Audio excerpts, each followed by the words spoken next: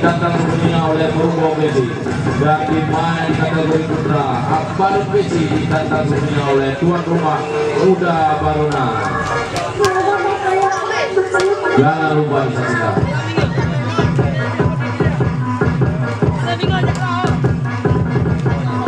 Sehingga itu sehingga.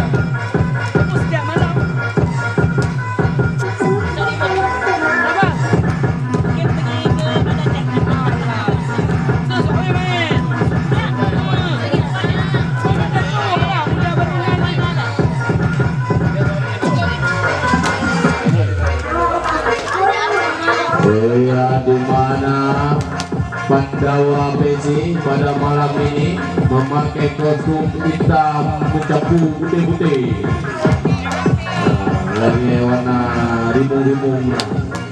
Dan di mana Nusa Indah Besi memakai kostum kuning menyapu oranye hitam dan mencapu-nyapu.